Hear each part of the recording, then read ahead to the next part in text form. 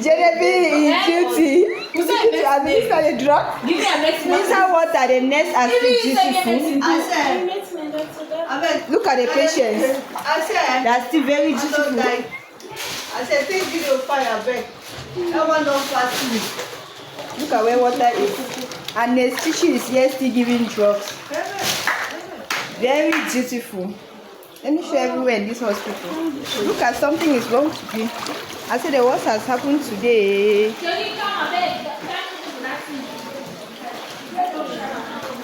Look at patients everywhere in the hospital. Bonjour les enfants, c'est papa. Bienvenue dans notre deuxième podcast de la journée, les enfants. Bienvenue à la clinique. Ça, c'est le syndrome même de la déshumanisation. Quand les gens n'ont plus de respect pour leur propre humanité. Ça arrive à ça, quand le niveau de misère devient intense, même votre propre misère vous fait rire. C'est quand on atteint la déshumanisation. Vous voyez, nous sommes dans un hôpital à Limbé. Il a plu et il y a eu inondation. L'eau a rempli partout. L'eau a rempli partout. Les patients, l'eau est venue trouver les patients dans leur chambre. C'est-à-dire qu'on ne sait pas de quel type d'hôpital il s'agit. Mais c'est un hôpital que quand il pleut, l'eau remplit, ça trouve les patients dans leur chambre. Les mamans, elles sont sous anesthésie, elles ne peuvent pas bouger. Regardez un peu les infirmières. Elles trouvent même ça drôle. Ça les fait même déjà rire. Au final, ce n'est plus amusant. Ça dit que ça, c'est déjà la valeur que la vie. Ça dit que la première chose qu'on veut abrutir un peuple, on lui fait d'abord perdre de vue la valeur de la vie. Et qu'on vous démontre d'abord que vos vies n'ont pas de valeur. Là, ça, c'est des gens qui sont persuadés que leur vie n'a aucune valeur. Parce que si tu es conscient que ta vie a de la valeur, ça ne peut ni te faire rire, ni être acceptable, ni rien. Quand vous êtes un peuple ne peut pas accepter ça. Ce sont les populations qui acceptent et qui trouvent des explications et des justificatifs à ça. Pendant qu'eux, ils sont en train de se noyer dans l'eau sale, parce que cette eau que vous voyez là, elle aurait été une eau claire, potable, que ce serait déjà un problème. Mais c'est tous les microbes des toilettes et des WC des quartiers qui sont entassés là dans l'hôpital. C'est-à-dire que c'est un amas de microbes qui est venu trouver d'abord les patients là-dedans. Ils ont les tubes, c'est-à-dire qu'on ne sait pas à quel moment l'eau est entrée. Là où ils sont exposés en multiplication de... Si tu entres avec la toux, tu sors le choléra. Pendant ce temps, le patron de ce pays-là, parce que ça c'est un système de santé, c'est le service public. Le patron de ce pays-là, il est à Genève depuis un mois, dans un autre hôpital que lui, quand lui il est malade, lui il part là-bas. Lui, ça ne le concerne pas, ce n'est pas sa réalité. C'est-à-dire que la réalité, par exemple, des gens qui dirigent ces gens-ci, c'est que quand eux ils sont malades, et ils vont dans d'autres hôpitaux à l'étranger. Du coup, ce qui se passe là ne les concerne pas. Vous voyez donc, quand vous êtes dirigé par des gens qui ne partagent pas votre quotidien, c'est normal que votre quotidien ne les intéresse pas. Un peuple qui accepte que les dirigeants de son pays ne partagent pas son quotidien est un peuple qui a accepté lui-même de l'esclavage. Ce n'est pas un peuple, ce sont des populations. Le peuple ne peut pas accepter que les dirigeants ne partagent pas leur quotidien. Aucun ministre n'est pas entré dans cet hôpital. Aucun fils de ministre, aucun fils de haut fonctionnaire, aucun fils de policier, aucun ne peut aller dans cet hôpital. Jamais. C'est l'hôpital des gens qu'on a convaincus eux-mêmes que leur vie ne vaut pas la peine. Parce que vous voyez, ces gens, ils sont convaincus que leur vie ne vaut pas la peine. Il y a des gens qui disent par exemple que, oui, mais est-ce que c'est eux qui allaient empêcher la pluie d'entrer? Est-ce que c'est eux, est-ce que c'est Paul Biya qui a fait qu'il pleut?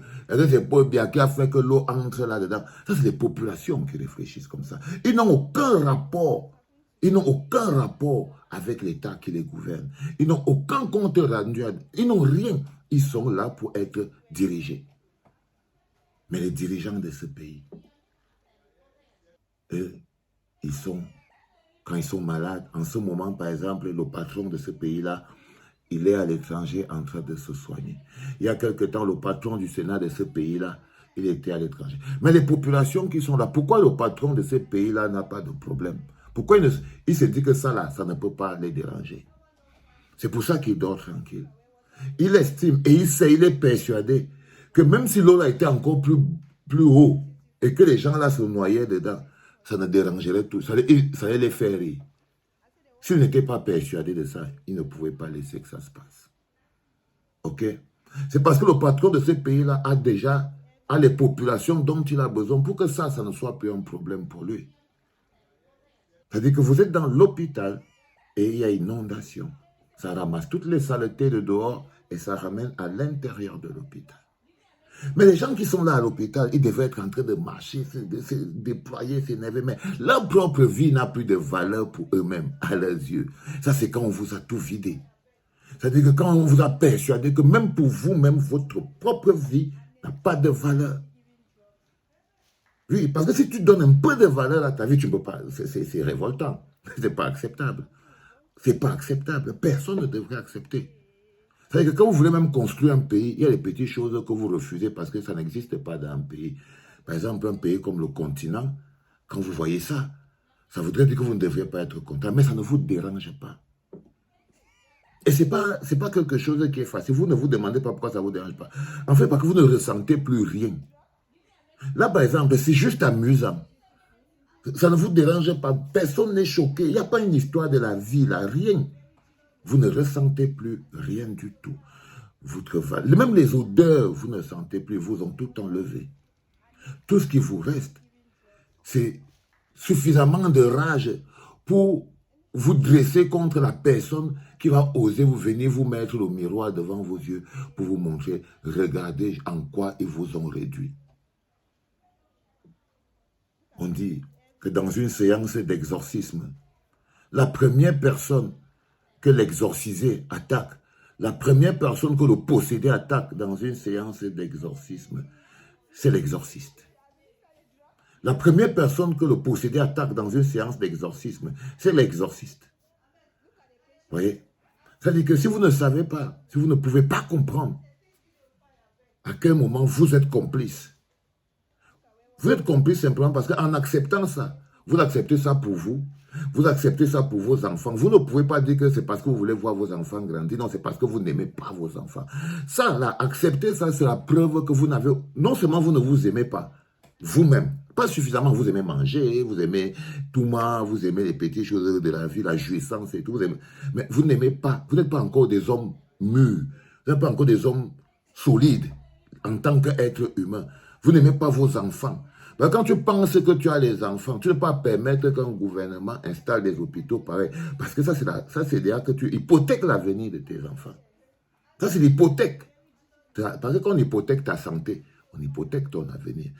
Mais vous avez été transformé au point où vous n'avez plus d'amour ni pour vous-même. Vous aimez bien les bonnes choses, mais vous inquiétez pas. Ni pour vos enfants. Ni pour vos enfants. Ni pour rien. On vous a déshumanisé, on vous a désémotionné, on vous a dévalorisé à vos propres yeux. Donc, la valeur que vous donnez à vous-même, à vos propres yeux, est exactement égale à l'encensement que vous pouvez donner à quelqu'un, que vous rêvez qu'il peut vous donner un franc. C'est-à-dire que c'est la même valeur. C'est-à-dire qu'au même moment où vous prenez pour parfois du papier après usage, parfois un morceau de papier entre les mains des gens, c'est-à-dire que vous en êtes tellement persuadé que ça avait la même intensité que vous pouvez être en train de supplier quelqu'un pour quelques graines de riz dans vos plats. Vous n'êtes pas des hommes complets. Vous n'êtes pas encore des hommes complets utilisables pour un pays. C'est-à-dire que vous n'êtes pas encore un matériel qu'on peut utiliser pour construire un pays. C'est les êtres humains qui construisent un pays, mais vous n'êtes pas encore les êtres humains qui sont constitués avec l'intellect, avec la force, avec la grandeur. Les êtres humains modernes du 21e siècle, on n'est pas encore là. On n'est pas encore là. Vous vivez encore un peu comme vous voyez, l'arbre pousse, tu manges, tu peux manger les racines, tu bois l'eau, avec le basique. Et c'est très dommage pour notre pays. Au 21e siècle. Dommage. C'était papa.